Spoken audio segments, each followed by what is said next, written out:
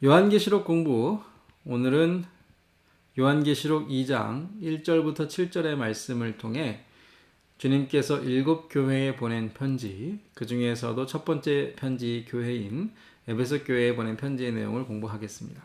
먼저 하나님의 말씀을 읽겠습니다. 에베소 교회의 사자에게 편지하라. 오른손에 있는 7뼈를 붙잡고 7 금초대 사이를 거니시는 이가 이르시되, 내가 내 행위와 수고와 내 인내를 알고 또 악한 자들을 용납하지 아니한 것과 자칭 사도라 하되 아닌 자들을 시험하여 그의 거짓된 것을 내가 드러낸 것과 또 내가 참고 내 이름을 위하여 견디고 게으르지 아니한 것을 아노라. 그러나 너를 책망할 것이 있나니 너의 처음 사랑을 버렸느니라. 그러므로 어디서 떨어졌는지를 생각하고 회개하여 처음 행위를 가지라. 만일 그리하지 아니하고 회개하지 아니하면 내가 내게 가서 내 촛대를 그 자리에서 옮기리라. 오직 내게 이것이 있으니 내가 니골라당의 행위를 미워하는도다. 나도 이것을 미워하노라. 귀 있는 자는 성령이 교회들에게 하시는 말씀을 들을지어다. 이기는 그에게는 내가 하나님의 낙원에 있는 생명나무의 열매를 주어 먹게 하리라. 아멘. 말씀드린 대로 교회에 보낸 편지를 담고 있는 것이 요한계시록이죠. 주님께서 요한을 통하여 당시에 핍박받고 고통받고 있는 교회들에게 소망을 주시고 용기와 또 믿음을 주시고자 이 편지를 보내셨고요. 요한은 그가 보고 들은 것을 기록하여 각 교회에 보내게 되는데 7교회의 위치를 보면 또 2장과 3장에 나오는 순서를 보면 에베소, 서머나, 버가모, 두아디라, 사데, 빌립보, 빌라델비아, 라오디게아 이 순서로 되어 있고요. 이것이 순서대로 따라가다 보면 하나의 원을 그리고 있습니다. 7교회, 또 7 내용, 또 이후에 나오는 7이라는 숫자를 통하여 주님께서 보내신 이 내용이 완전하고 또 개별 교회에 보낸 편지이지만 또 동시에 모든 시대 모든 지역의 교회들에게 주신 말씀인 것을 우리가 이해하면 좋겠습니다. 각 상황과 또 처지에 맞춰서 주신 말씀이지만 비슷한 상황에 놓여 있는 교회들, 또 모든 교회들이 공통적으로 겪고 있는 문제들에 대하여 주님께서 책망하시고 또 위로하시고 권면하시고 또 명령하시는 말씀을 이 시대의 교회와 성도인 우리들도 받아야 할 줄로 믿습니다. 그래서 편지가 공통적으로 갖고 있는 형식, 그 형태를 우리가 볼 수 있는데 그 모든 편지에는 수신자와 발신자가 나오고요. 그 내용을 보면 예수님께서 교회에 주신 칭찬과 책망과 또 권면이 등장하죠. 그리고 마지막에 말씀을 선포하시고 약속을 주시는 것으로 편지가 이루어져 있습니다. 수신자는 교회이죠. 에베소 교회, 서머나 교회. 그래서 각각의 교회의 이름이 나오고요. 이 편지를 보내신 주님에 대한 묘사가 나오는데 이 묘사는 1장에서 나온 것처럼 요한이 예수님의 모습을 보고 그가 환상을 통하여 보았던 그 내용입니다. 그런데 이것이 주님을 묘사한 것일 뿐 아니라 이후에 나오는 권면의 말씀 중에 주님의 말씀에 순종하지 않으면 이러한 형벌이 따를 것이다, 재앙이 따를 것이다 말씀하시는 그 경고의 부분과 그리스도의 모습이 연결되어 있습니다. 이것은 잠시 후에 또 살펴보도록 하고요. 편지의 이제 본론의 내용으로 들어가서 칭찬과 책망이 나오고 그에 따른 권면이 나오는데 7교회 중에 4교회는 칭찬과 책망을 동시에 받았고 서머나 교회와 빌라델비아 교회는 칭찬만 받았습니다. 또 마지막에 라오디게아 교회는 책망만 받았고요. 주님께서 우리에게 칭찬을 주시고 위로하실 뿐 아니라 우리의 잘못을 지적하시고 회개할 것을 원하시죠. 요한계시록에 나타난 교회의 이중적 현실 그랬는데 영적으로 보면 교회를 누가 다스리시나요? 예수님께서 교회의 머리가 되시고 교회를 다스리시는데 그 주님께서는 이미 세상을 이기셨고 세상을 통치하시는 영광스러운 모습으로 나타납니다. 그러니까 교회가 주님 안에 있으면 그와 같은 권세와 능력을 얻게 되고 영광을 누리게 되죠. 주님께서는 땅의 임금들의 머리가 되시고 오른손에는 7뼈이 있고 무엇보다 사망과 음보의 열쇠를 가지신 분이기 때문에 교회는 늘 승리하는 교회일 수밖에 없습니다. 그러나 그 모습뿐 아니라 또 다른 모습이 있죠. 그리스도의 충성된 종이 이 세상에서 환난과 핍박을 받습니다. 그래서 요한도 자신을 예수의 환난과 나라와 참음에 동참하는 자라고 설명하고요. 그 이유로 반모라 하는 섬에 있었습니다. 교회는 예수님을 믿는 믿음으로 승리함으로 주님의 칭찬을 받게 되지만 환난과 핍박 가운데 믿음을 잃고 낙심하여 쓰러지면 그 모습은 책망받을 수밖에 없는 모습이 되죠. 아직 완성되지 않은 교회, 완성을 향해 나아가는 교회는 이처럼 칭찬받을 모습뿐 아니라 주님께 책망받을 모습도 함께 가지고 있다. 이것을 우리가 알면 좋겠습니다. 그리고 나서 편지의 마지막 부분에 이렇게 마치고 있습니다. 귀 있는 자는 성령이 교회들에게 하시는 말씀을 들을지어다. 이 부분은 편지 모든 7개의 편지에 똑같이 나와 있고요. 그 편지의 결론이 되는 것을 볼 수 있죠. 그래서 주님께서 원하시는 것은 주님께서 성령을 통하여 교회들에게 하시는 말씀을 듣는 것입니다.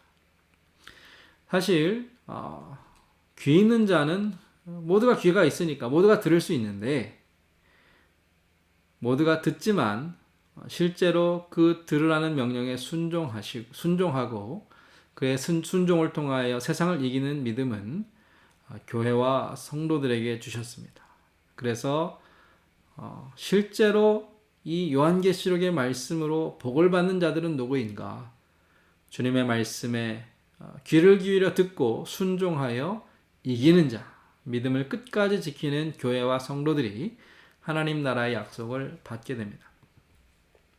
이제 처음 편지, 에베소 교회의 사자에게 편지하라는 이 말씀을 좀 살펴보겠습니다. 수신자는 에베소 교회, 교회의 사자들, 성도들이겠죠. 그리고 편지를 보내신 발신자는 오른손에 7뼈를 붙잡고 7 금촛대 사이를 거니시는 이입니다. 주님의 모습 중에 그 손으로 교회를 붙들고 계시는 그 권능과 능력을 표현한 이유는 마지막에 이제 에베소 교회에 주시는 권면 중에 순종하지 않으면 그 촛대를 옮기시리라 그랬어요. 그러니까 그와 같은 능력을 주님께서 갖고 계시다라는 것을 먼저 밝히고 있는 것이죠. 먼저 교회에 주는 칭찬이 있습니다. 주님께서 칭찬하실 때 뭐라고 하시냐 하면 내가 내 행위를 안다 그랬습니다. 주님께서 우리가 주님을 위하여 수고하고 애쓰고 섬기는 그 모든 것을 아십니다.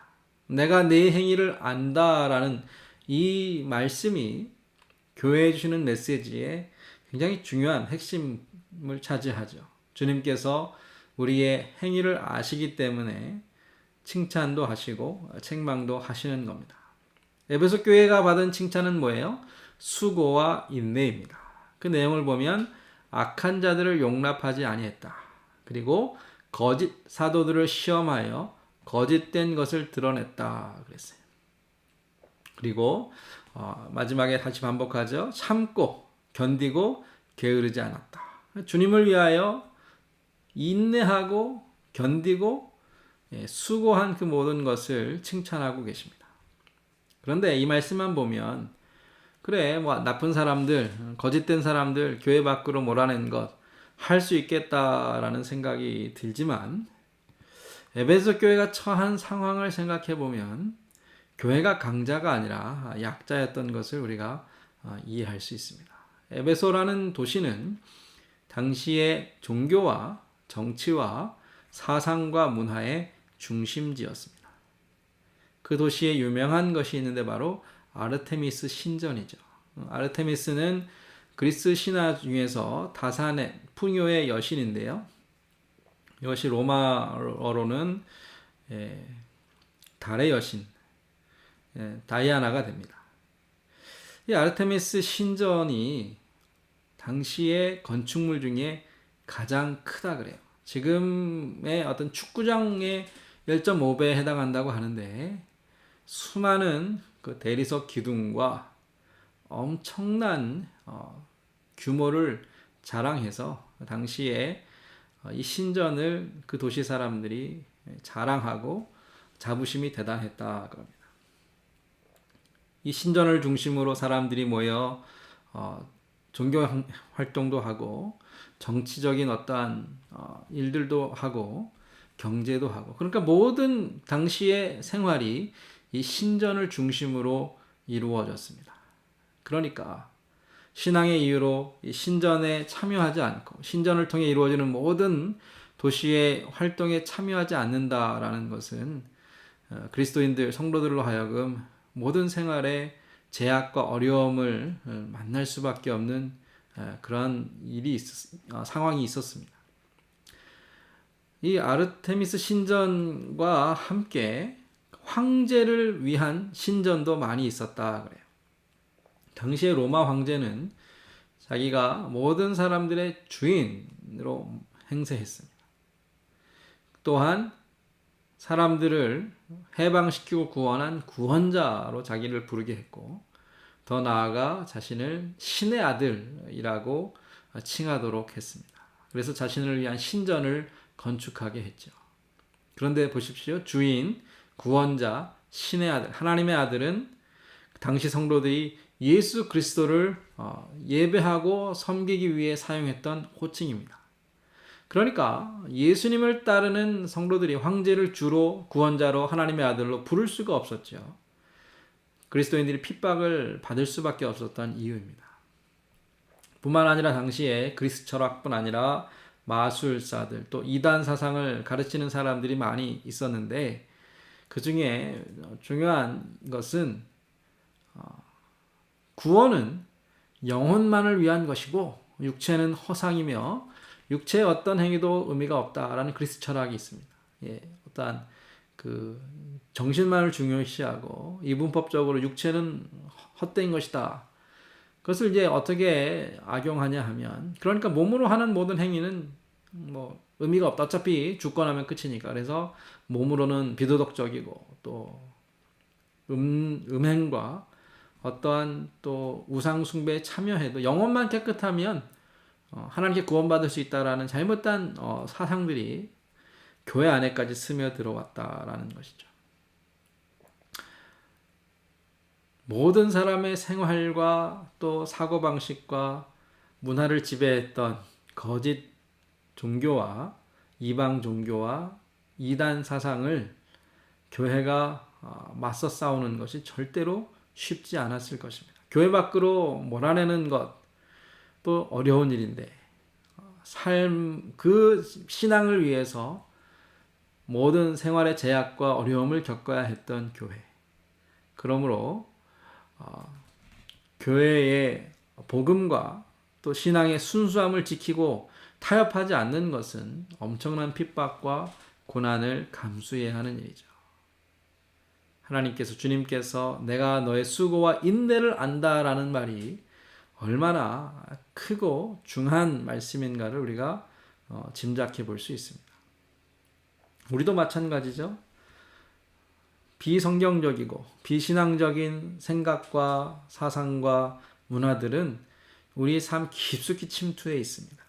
그 모든 것으로부터 우리 자신을 지키고 말씀을 위해서, 말씀 안에서 말씀을 따라만 산다라는 것이 절대로 쉬운 일은 아니고, 그런데 그 믿음을 지키고 견딘 교회가 주님의 칭찬을 받게 됩니다. 이와 같이 칭찬받은 교회, 참 믿음의 순수함과 위대함을 간직했던 교회가 주님의 책망을 또한 받습니다. 그 책망의 내용은 처음 사랑을 버렸다라는 겁니다. 여기서 처음이라는 것은 뭐 시간적인 순서, 그래서 처음 주님을 만났을 때의 사랑일 수도 있고, 우리가 처음 주님과 가졌던 그러한 뜨거운 어떠한 열정일 수도 있겠지만, 또 한편으로는 중요한 것, 우선순위, 그러한 의미도 가지고 있습니다. 그래서 성경에 보면 크고 첫째 되는 계명 무엇이죠? 하나님을 사랑하고 이웃을 사랑하는 것. 고린도전서에도 보면 그 중에 제일은 사랑이라. 사랑이 없으면 아무것도 아니다. 그런 말씀도 있고요. 요한일서 4장에도 보면 하나님은 사랑이시라 그랬습니다.